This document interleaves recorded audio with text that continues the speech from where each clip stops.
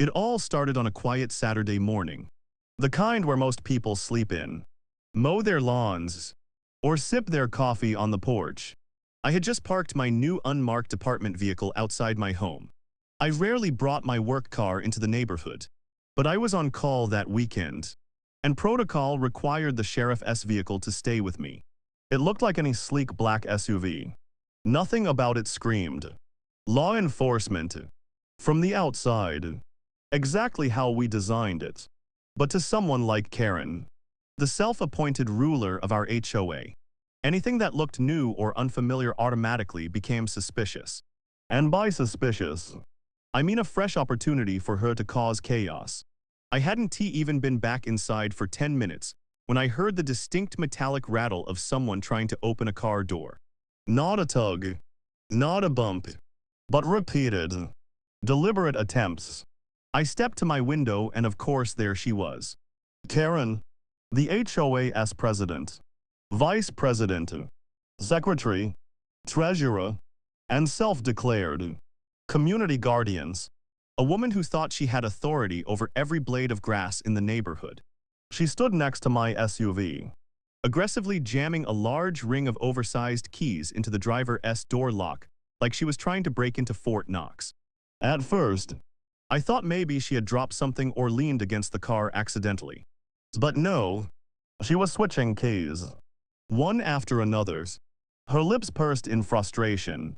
I walked outside slowly, curious how far she would take it before realizing she was literally attempting to break into a neighbor's vehicle.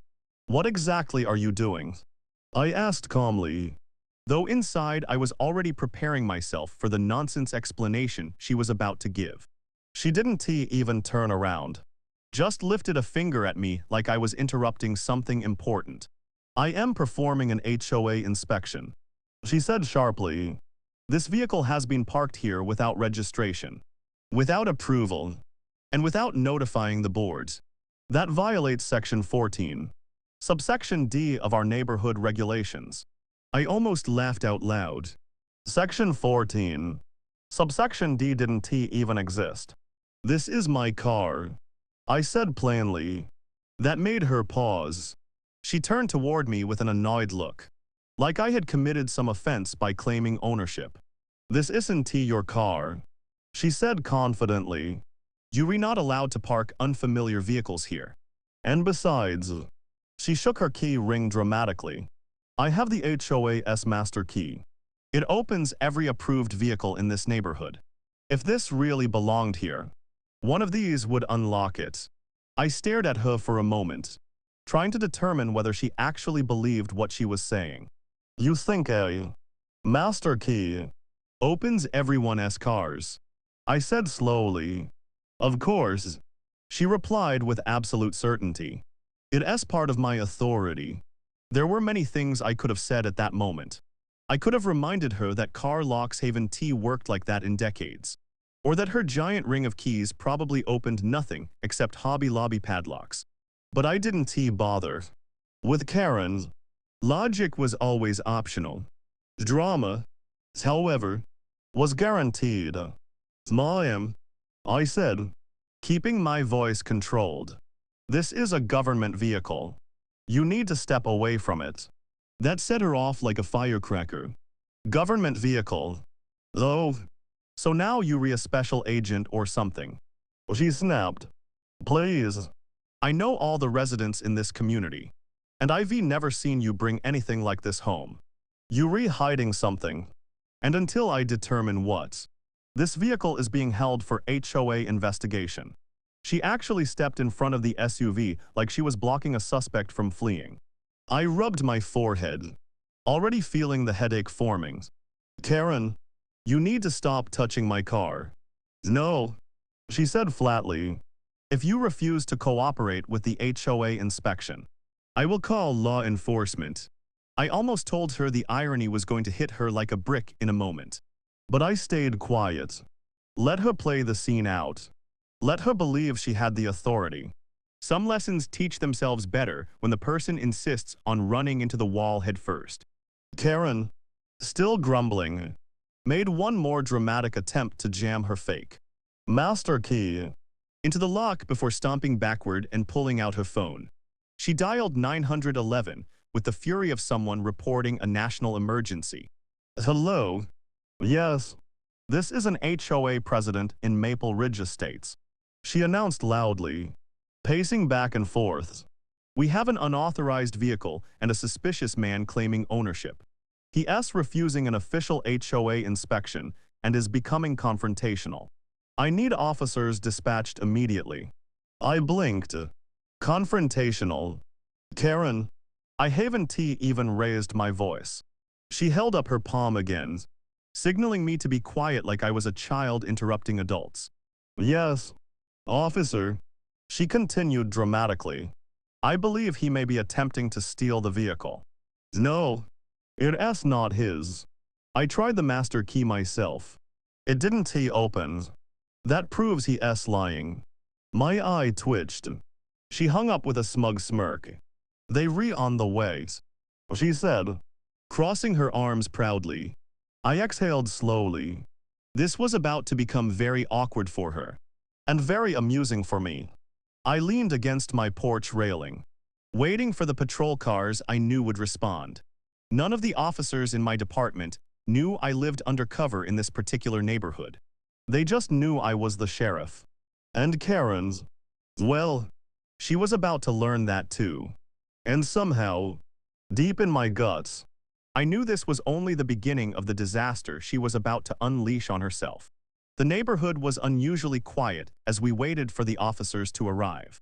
The kind of forced silence that happens when someone is about to witness drama and they don't want to miss a second of it. A few curtains had already shifted. Karen's loud phone call had made sure half the street was listening. I could practically feel the eyes watching us. Karen stood rigidly near my SUV. Arms crossed, chin lifted like she was guarding Buckingham Palace. I leaned against my porch railing, arms folded lightly, doing my best not to smirk. She is really doing this. I muttered to myself. She genuinely believed she had caught a criminal.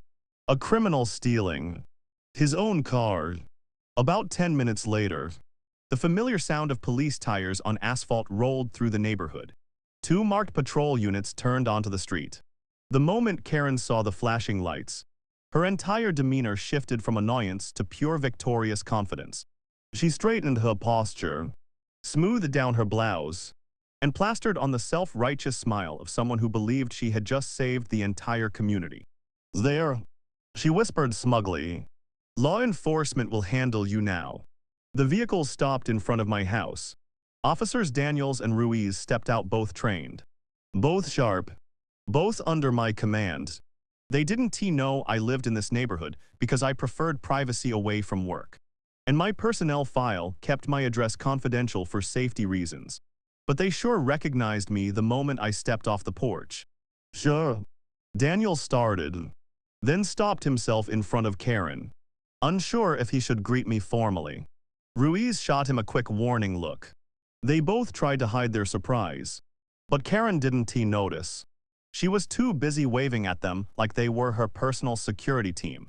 Officers, over here, she called frantically, as if she had caught me red-handed crouching next to a broken window. This man is attempting to steal that vehicle. I tried the HOA master key myself. Look. She shook her ridiculous key ring again, like she was performing some kind of magic trick. None of these worked. That proves it's not his. The officers glanced at me. I raised a hand slightly, silently signaling them to let her talk. I wanted to see just how deep into this hole she'd dig herself. Daniels cleared his throat. Ma'am, can you explain exactly what happened? Karen took a deep breath, preparing for her performance.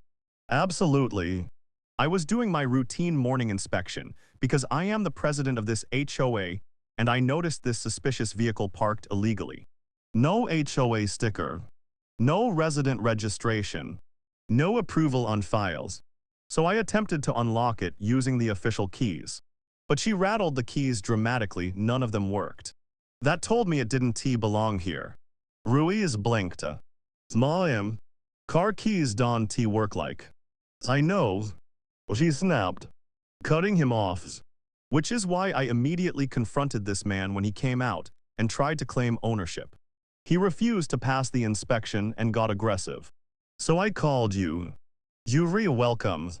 Daniels shot me a look that screamed, "Do you want to handle this? Or should we?" I gave a slight shake of my head. "Not yet. Let her keep going." Ruiz sighed. "Okay. Ma'am. And what exactly makes you think he is stealing the car?" Karen pointed directly at me like she had just discovered the villain in a mystery movie. "Because he doesn't live here." Daniels turned to me. "Sir, do you live here?"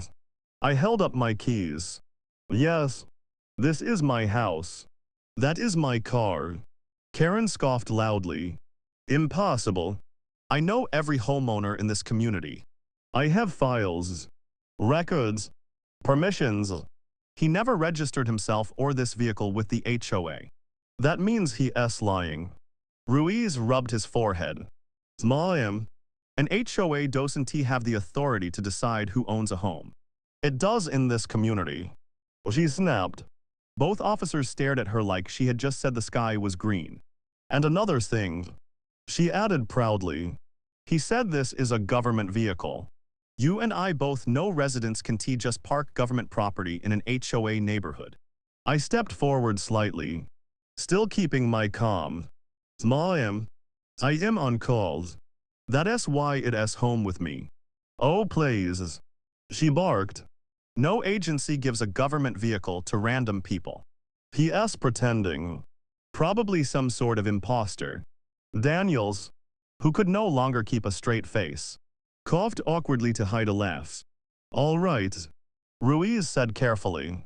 "We're going to need identification from both of you." I nodded and reached for my wallet. Karen stepped back like I was about to draw a weapon. "Watch out," she warned the officers. He is reaching for something. I slowly pulled out my badge wallet and handed it over to Daniels. He opened it, and the golden Sheriff S star seemed to shine even brighter in this ridiculous moment.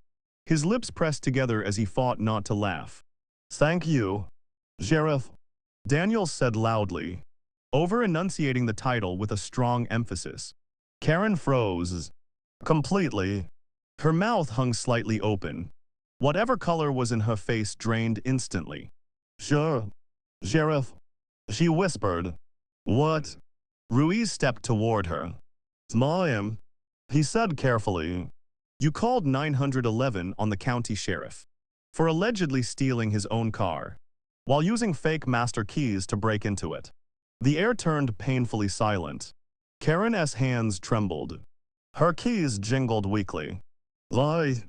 I didn't know," she stammered. "He didn't say." I crossed my arms. "I did tell you it was a government vehicle. And I did tell you it was mine. But you didn't say you were." "I didn't have to." Daniels gently touched her elbow. "Ma'am, attempting to enter someone's vehicle without permission is illegal. Even if you re the HOA president." Karen looked like a balloon slowly deflating, all her confidence leaking out of her. "I was just trying to enforce the rules." Ruiz sighed. "You don't have the authority to enforce anything like this." I remained silent, simply watching her crumble under the weight of her own arrogance. And yet, this wasn't even close to the end of what was coming. Because the moment she realized who I was, Karen didn't back off. She doubled down and made things even worse for herself. For most people, learning they had just called 911 on the county sheriff would have been enough to trigger instant humility. Maybe even an apology. But Karen was not. Most people, instead of stepping back and accepting her mistake, she reacted the only way a true HOA tyrant could, by doubling down, refusing to admit she was wrong, and trying to twist the entire situation to protect her imagined authority. She stood there pale and trembling for a moment, frozen like her brain had crashed and was trying to reboot. The officers waited patiently, expecting her to apologize or at the very least stop talking. But then something unsettling happened. Her expression slowly transformed from shock to frantic determination. It was like watching someone rebuild their arrogance brick by brick. She straightened her shoulders. tightened her jaw, and suddenly spoke with forced confidence. Well, this is still improper. She sputtered. Sheriff or not, there are procedures in this neighborhood. We have standards, regulations. You can't just park a government vehicle wherever you want. Officer Ruiz blinked. Ma'am, he lives here. Karen jabbed a finger in my direction. He never registered himself with the HOA. Every resident must file paperwork. And he didn't. That means he's in violation. I let out a slow breath. Karen, HOA registration is optional in this neighborhood. No, it is not. She snapped. Not when I am president. Officer Daniels stepped forward calmly. Ma'am, you can override state property laws with HOA preferences. Karen rolled her eyes dramatically, still clinging to her illusion of control. This neighborhood is different. We take things seriously here. And if the sheriff wants to park a government car here, he needs to fill out Form 7B.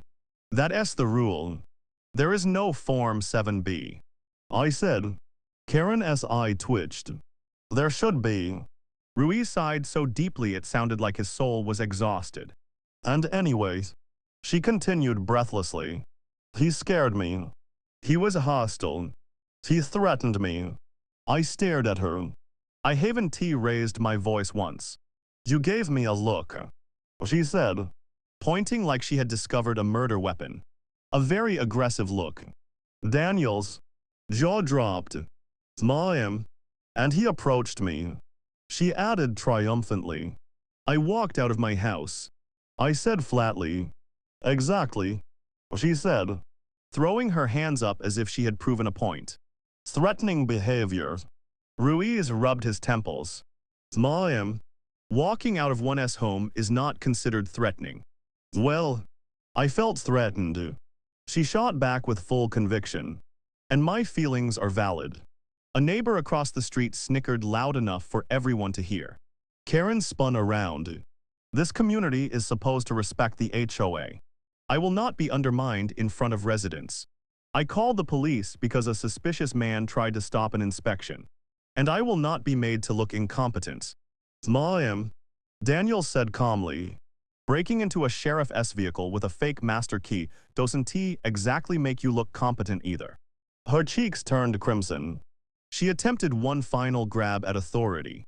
Sheriff or not, he must show proof of residency, proof of HOA compliance, proof of vehicle authorization. Karen, I said slowly, you have no authority to demand any of those things. Yes, I do. She screamed suddenly, startling even the officers. I run this neighborhood. If you live here, then you answer to me. A few neighbors opened their doors, half curious, half entertained.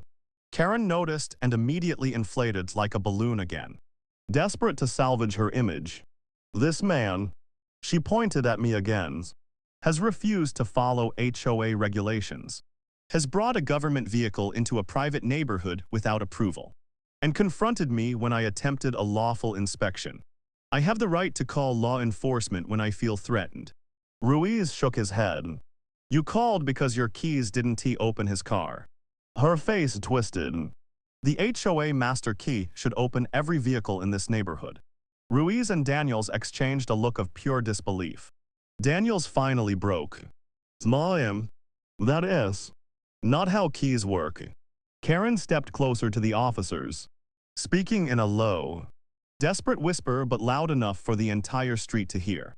Look, maybe he flashed a fake badge. How do we know it's real? Anyone can print something shiny. Daniels, patience snapped. Ma'am, that is the real county sheriff. I work under his command. If you continue accusing him of impersonating himself, we're going to have a very different conversation. Her jaw dropped. I am allowed to ask questions. Ruiz gave her a long, tired look. Ma'am, you're allowed to ask questions.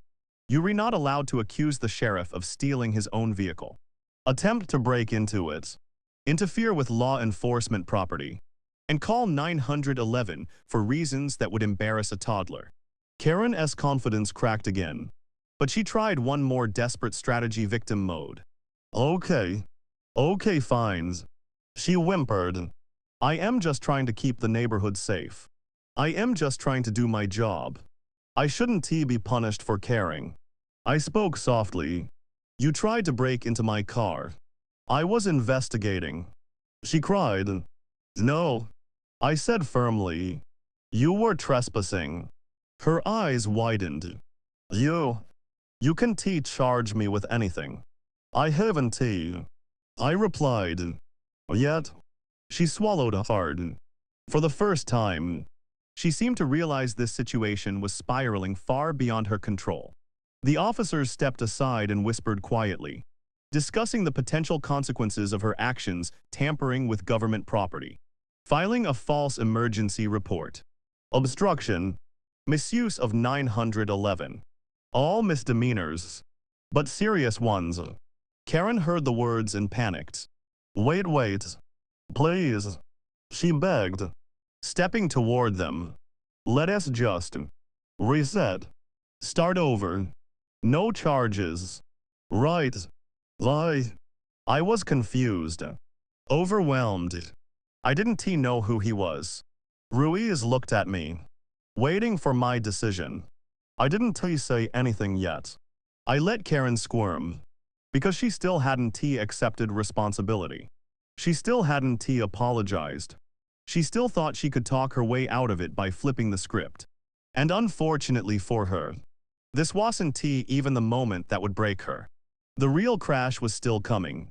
Karen was still pacing like a cornered animal, her mind scrambling for any excuse, any angles, any imaginary rule that could save her from what she'd just done.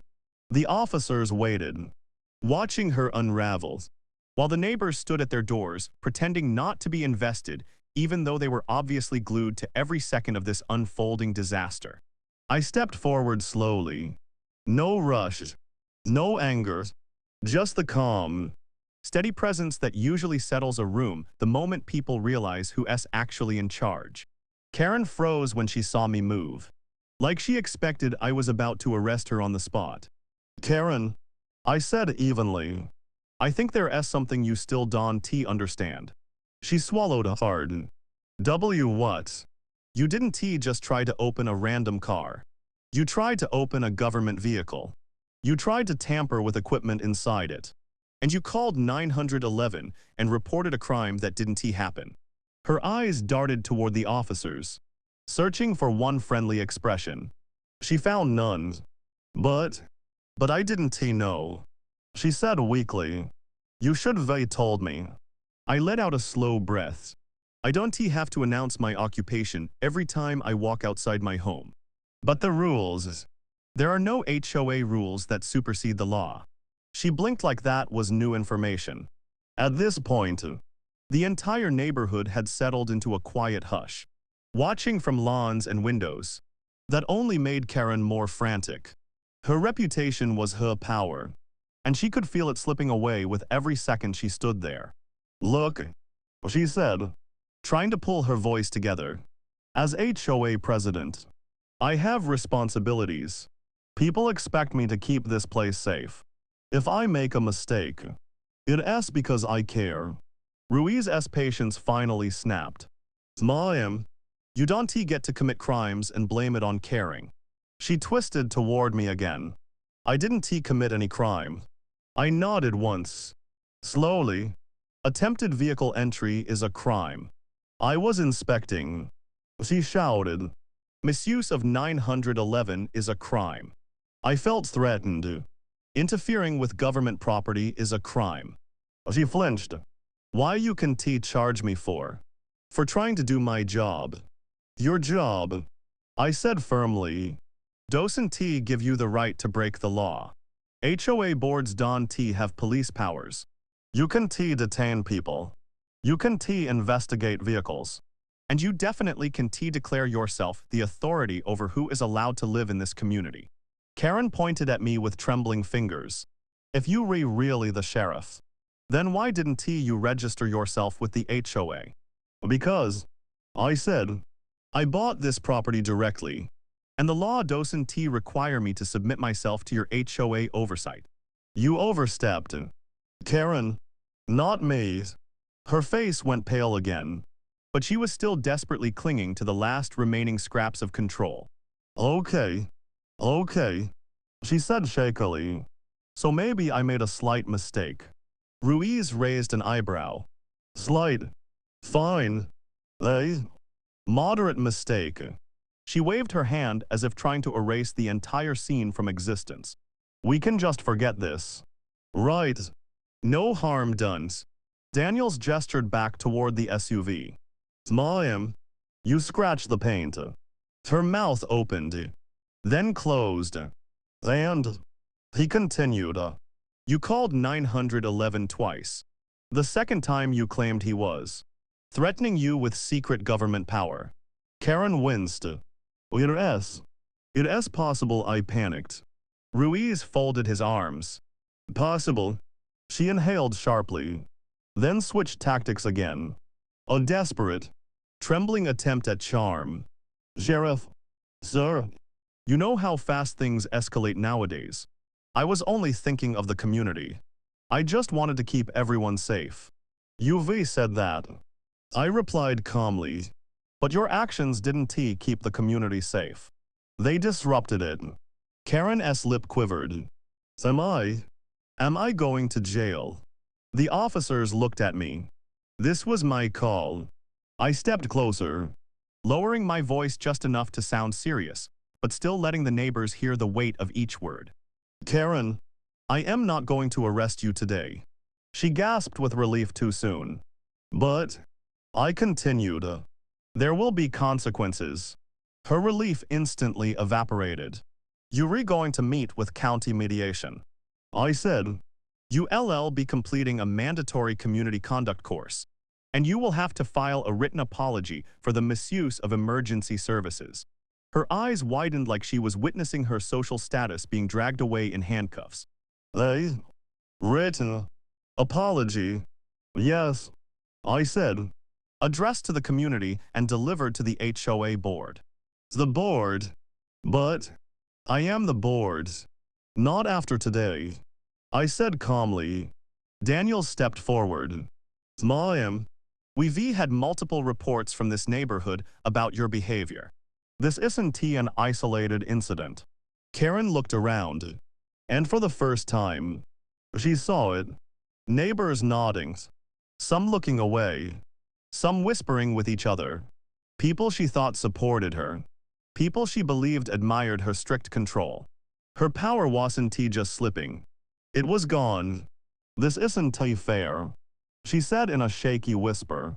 I only wanted orders. Respect. Compliance. I gave her a long, level look. Karen, enforcing rules isn't the same as abusing authority. What you did was abuse. A tear slipped down her cheek, but she wiped it away quickly, refusing to show weakness in front of her. Subject. ULL received the paperwork within the week. I said, but for today, go home. She didn't argue. She didn't shout. She didn't demand anything. For the first time since the day I moved into that neighborhood, Karen turned around and walked away silently, clutching her useless ring of keys. But even then, even with her ego bruised and her authority shattered, she had no idea that the biggest consequences were still coming. Because the HOA board wasn't going to quietly let this go. They were about to take action, and it would hit her harder than she ever imagined. The neighborhood slowly returned to its normal weekend rhythm after the officers left. But the tension didn't fade quite as quickly. People stood on porches whispering, some pretending to check their mail just to catch a glimpse of Karen walking home in total silence. Her master keys clutched tightly in her fist like a lifeline that no longer meant anything. I went back inside, but I knew this wasn't over. When someone like Karen spends years terrorizing a neighborhood with rules she invents and authority she never actually had, people don't forget. They wait.